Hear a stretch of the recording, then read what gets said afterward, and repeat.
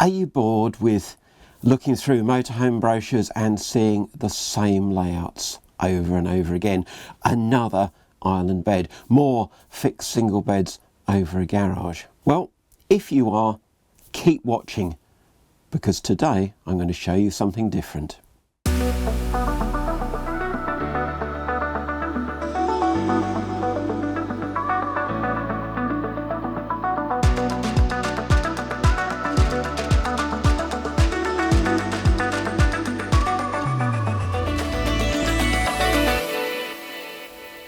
Hello, I'm Peter Vaughan, and today I'm testing the Eura Mobil Activa One 650 HS. So this is the van, and these wonderful autumnal colours are at Ashridge Farm Caravan and Motorhome Club site at Ashwell in Hertfordshire. The van, well, it's very obviously an overcab coach built, and the base vehicle, of course, is the Fiat Ducato. But before I go into more detail, perhaps I should give you a bit of background on Eura Mobil, because this German brand is back in the UK. It was very popular here in the early 2000s with things like its Integra A-Class, often big tag axle models. It sort of faded out of the UK market, but it's been in the caravan and motorhome scene since 1969. It's been building motorhomes since 1983 and became part of the enormous Trigano group that includes brands like Auto Trail, Auto Sleepers, Chausson Roller Team and many, many more. Well, it joined Trigano in 2005, so this is a major brand from Germany, of course. Now you can see that this is quite a lofty vehicle, 3.15 metres. So unfortunately, you will pay the higher tolls on French autoroutes. But in this country, parking will be easier because it's only 6.5 metres long. Width is just a smidgen less than some coach builts at 2.32 metres wide. You'll also spot that this one is left-hand drive, and that's because this particular example is the very first one in the UK, and it was brought over especially for the Motorhome and Caravan show at the NEC in October. So UK spec will of course include right-hand drive, but it also includes a load of other spec that isn't standard on the continent.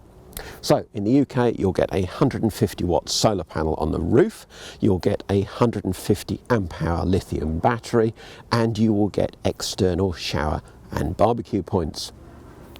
It will of course have the same construction, so it's GRP sides, walls and roof, and a 10-year water ingress warranty. But the key thing is that there's a 37 centimetre high double floor throughout the living area. Continuing the premium wood-free construction are the aluminium skirts, the cold bridge free join of the walls and floor, and also these flush fitting habitation windows. The alloy wheels are standard in the UK too. But the bit you want to see is the double floor, and it's one key that does all the locks on all the external hatches, nice quality locks too, and double seals on the doors. And then inside you have a truly massive amount of space, and it's all looks very sturdy in its construction. Even better, especially for camping out of season, you've got inboard fresh and wastewater tanks in the double floor, 150 litres capacity both for the fresh and the wastewater tanks. And in here, in completely frost protected environment, are the drain valves, again for both fresh and wastewater tanks. And then back here, well, there's your freshwater filler, and then your gas locker holds two 11 kilo cylinders. At the back you've got these neat LED strip tail lights, your reversing camera, which again is part of the UK standard spec, and even more access into your double floor storage, both at the rear and on the off side, and with this very practical flooring in this part of the double floor. Also back here, your height in the storage area rises from 37 centimetres where it's under the actual floor of the van up to 76 centimetres as a maximum. So loads and loads of space for your barbecue, your outdoor chairs, even surfboards or whatever will go in there. And there's a further door into your double floor here, so you've got access from both sides. Of course, in the UK with right-hand drive, the habitation door will still be on the offside like most imported motorhomes, but it is linked to the central locking, and it comes with a bin, a fly screen, and an electric step. In fact, you get everything you'd expect of a quality German van. It might not be the prettiest, but it certainly doesn't go without spec, certainly for the UK. So how much for all this in right-hand drive with the full UK spec? 89,995. Of course, with that deep double floor, it's a long way up into this van, so you'll need that auto retracting step. In fact, there's 3 steps up into the van, so let's see if it's 3 steps into a heavenly motorhome interior. The 89,995 price tag also includes a 3-year insurance-backed warranty by AutoGuard, so you can take your van back to any NCC National Caravan Council approved workshop if it needs any warranty or repair work, and the first year's habitation check is also included in the price. In fact, the importers M&C in Hull say that there's £9,000 worth of extra kit included in the UK spec for this Eura Mobil. But you might now be thinking, well, just looks like another rear lounge. That's not the revolutionary design that old Vaughan was promising you. Well, let's come on to the more unusual aspects later on. Let's have a look at this rear lounge first of all. And I should, before we do discuss the lounge, just point out that of course this is a 3.5 ton motorhome, so you can drive it on a Class B car licence, and despite that, and despite all the optional extras that have been included into the UK spec, it still has a payload of 432 kilos. Now, the rear lounge, well, it's the classic British U-shape rear lounge, but with a very German style of permanent table. In fact, although this table does slide forwards and backwards and side to side, it doesn't twist, unfortunately. And, well, it is a bit of a massive table, isn't it? It's a bit Teutonic. Nice and sturdy if you're typing or you don't want to spill your soup, but I would prefer it if it was either removable or folded in half, or even was a little smaller. Other than that, this is a comfy place for a couple of people to sit, and if you wanted to invite friends in, there is room to do so. You've got plenty of light too, thanks to these really nice swivelling reading lights, which I'm sure the outer piece here is glass from the sound of it. You've got these net curtains too, but if you don't like those, just slide them back. And because of the double floor, you're sitting up high, so if somebody walks past, they're not looking into your van anyway, so perhaps the net curtains are superfluous. On the near side, the settee is a bit longer, so you've got room to put your feet up.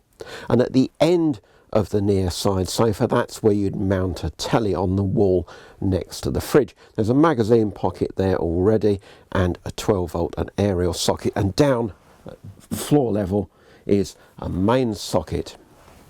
You've also got this useful little storage compartment, which is accessed from the top or from the front. I think that would be ideal for shoes. Under this sofa is your Truma Combi boiler. Now, in the UK spec, that's a Combi 6E, so gas and electric, and the more powerful Combi. Over on the other side, on the off side, the settee base lifts up and you can go right down into the double floor storage, or the sort of garage area at the back of the motorhome. What else? Well, as well as the reading lights, you've got this ambient lighting going around the top of the cupboards. The furniture is this, well, quite unusual these days, this very pale oak finish with the off-white doors as well. It all seems very nicely made, and it is backed up by a 5-year furniture guarantee. The upholstery is this sort of buttoned grey, and in terms of daylight, well, of course, you've got the 3 large windows all the way around, even more daylight with the net curtains open. And then you've got a wind-up Hecky roof light, again, the more expensive one, in the ceiling above. And finally, before we move on to the kitchen, I should show you these panels behind the sofas, because you're not sitting against a cold wall. You've got heater ducting going round behind here. In fact, heater ducting seems to be pretty much everywhere you can look in this motorhome. Very effective at keeping you cosy in the winter.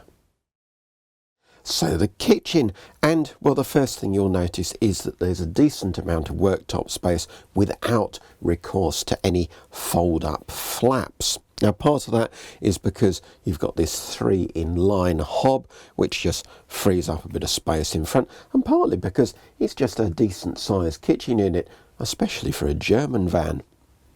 But better than that, it's got lots and lots of drawer-based storage.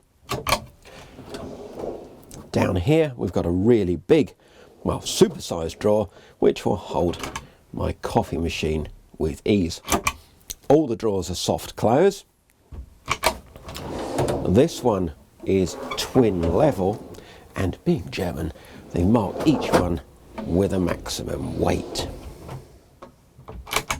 But this is my favourite. Look at this. A really, really generous drawer with dividers. You've got your cutlery and utensils at this end, room for plates, cups, glasses, all the rest of it.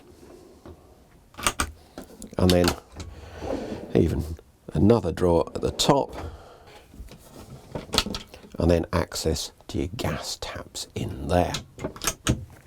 And then, of course, you've got the usual large top lockers.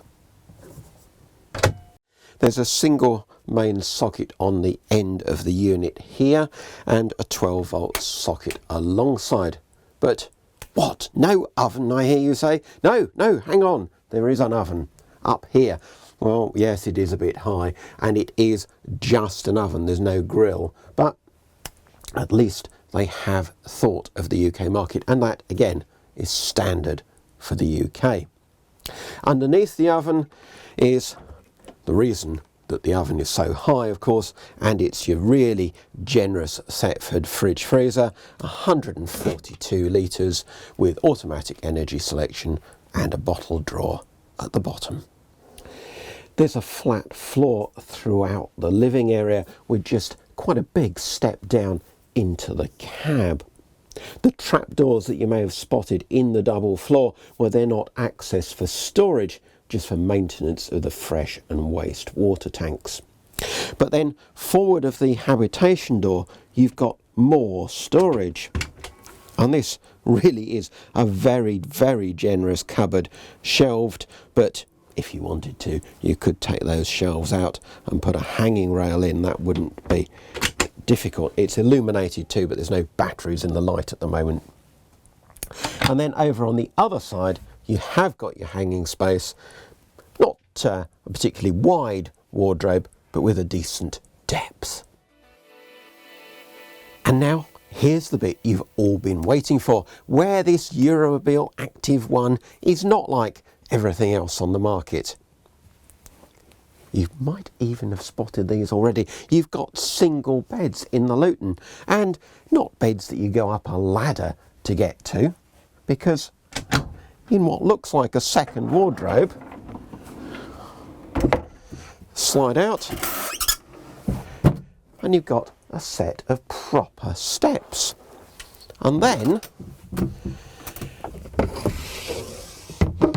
slide this panel out, flip over the centre section of mattress, and now the cab has all but disappeared. What's normally the coldest, most uninviting part of the motorhome, replaced by a supersized bedroom above.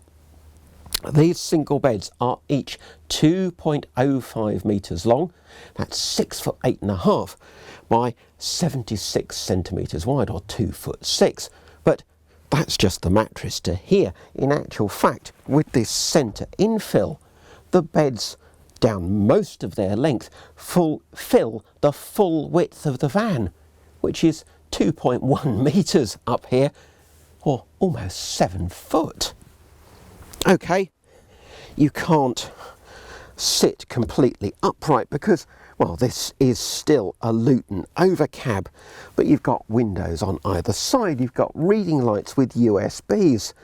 You have a very comfortable, very generous bedroom. You've even got room to keep your latest copy of MMM at your bedside. And of course, these reviews are brought to you by MMM magazine. See outandaboutlive.co.uk to get your copy of Britain's best motorhome magazine in either print or digital form. So, well, what else can I say about this bedroom? But in a motorhome that's just 6.5 metres long, to have that lounge and this bedroom is quite something. This is a great compromise too between single beds and a double. You've sort of got the best of both worlds. And it's even a bit like being at home, because you go upstairs to bed and they're proper stairs. And you can get out of the bed to go to the loo without disturbing your partner. After that surprise, the washroom could have been a disappointment, but it starts well with coat hooks on the door, and inside there's some neat features too, and some just generally good design. Yes, it's the usual swivel cassette toilet, but at a sensible height. Behind, well, you've got plenty of storage with fiddle rails. Okay, they could be deeper, but good washroom storage, and more shelves down the side too, and there's even a main socket in that cupboard. Behind me you've got towel hooks, robe hooks, and above a roof vent for ventilation, a big mirror, and a really good sized basin that you can get your head over for a good morning splash. And then when it's shower time, the basin swings out of the way. And no, there's no horrible sticky shower curtain. You've got rotating shower doors.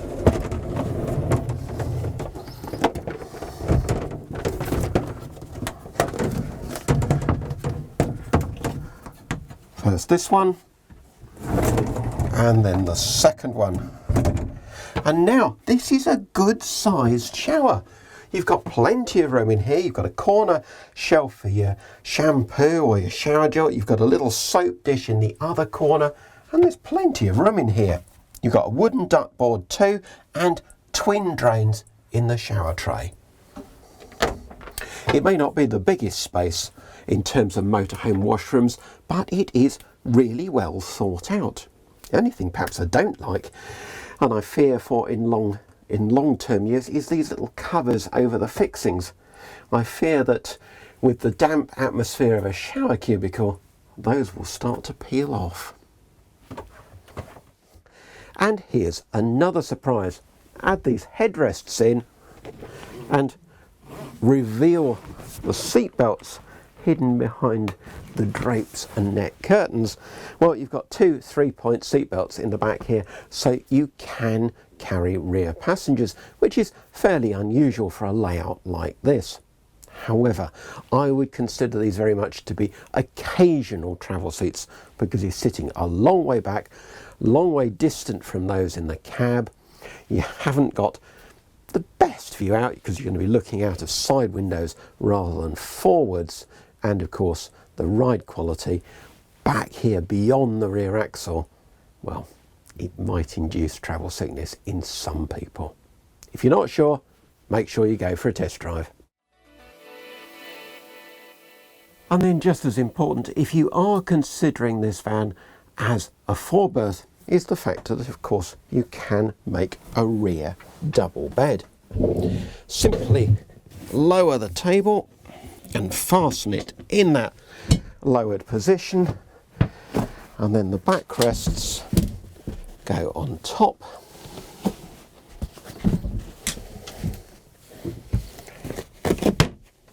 And you just have one small infill to complete the bed. And now, if you remove these corner and end cushions, you have a generous double bed, 2.02 metres long, 6'7.5" by 1.35 metres wide, 4'5". And for a bed made out of seats, it's pretty comfortable. Despite the design of this Eura Mobil and its layout, you still have full height walk-through into the cab. And although you've got furniture behind both front seats, there's still plenty of legroom for taller drivers. You can adjust the seats, and you won't be able to recline them right back as a passenger to have a doze perhaps, but you still have got plenty of adjustment. Now, it's here in the cab of this Fiat Ducato that perhaps the spec differs most from what we'll be getting in the UK. For a start, of course, the steering wheel will be over there, where it should be. Other than that, you'll get the automatic air conditioning, not the just push button one, the digital air conditioning. You also get a leather steering wheel with the radio controls on it, so Bluetooth and phone controls on the wheel. Other than that, standard spec already includes the electric switched parking brake rather than leaning down here for a manual parking brake, and that automatically comes off when you pull away. And then for the reversing camera and your radio, you've got this 6.5-inch Xent display here. Seems a bit small by modern standards, but it's perfectly adequate. It's just we've got used to some of these big touch screens. So that will also include sat-nav in the UK. Now, other than that, cab seats, standard Fiat, twin armrests and height adjustment on both of them. So I think it's time to go for a drive.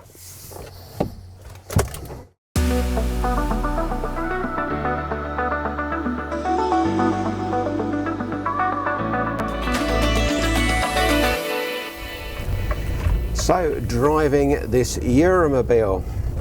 Well, apart from the fact I'm sitting in the wrong seat, it feels a lot like most other Fiat Ducatos. Driving position is okay. You've got the big door mirrors that give you a good view off because they've got the twin lenses. And of course, this is to European specs, so you haven't got some of the niceties like the leather steering wheel. One thing that is very convenient is that electric parking brake, the fact that you haven't got to lean down for the old-fashioned Ducato handbrake. You just drive off and it releases itself. Now, the main thing to note, of course, this is the standard spec, so it's 140 bhp and the 6-speed manual gearbox. Yeah, we still have motorhomes with manual gearboxes.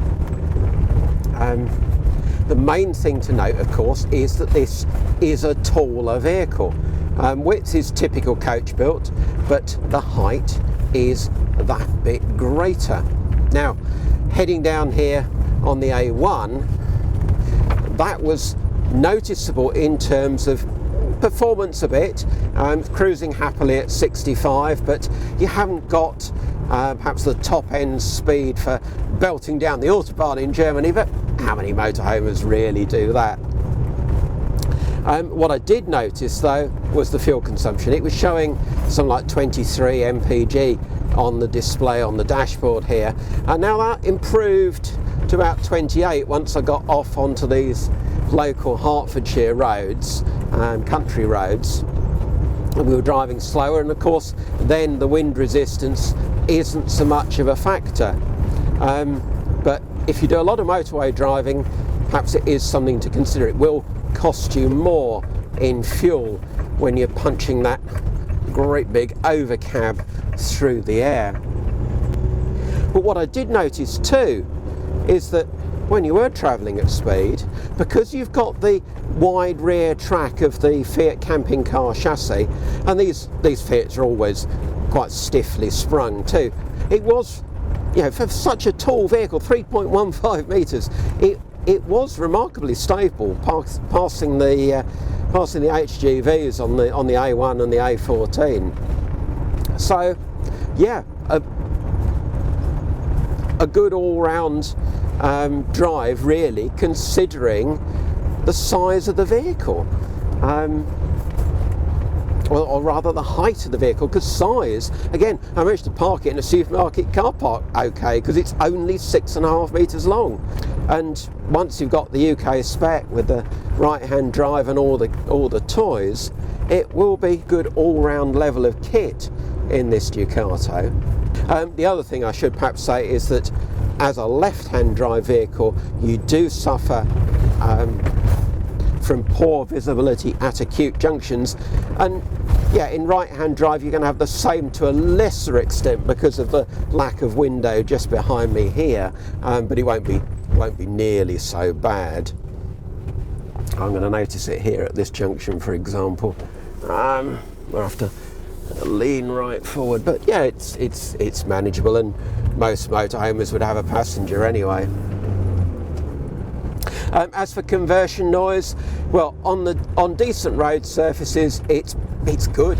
It's not a particularly rattly van.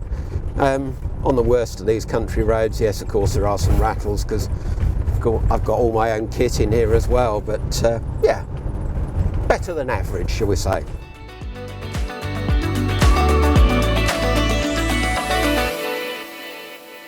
So, final verdict time on this Eura Mobil Activa One 650HS.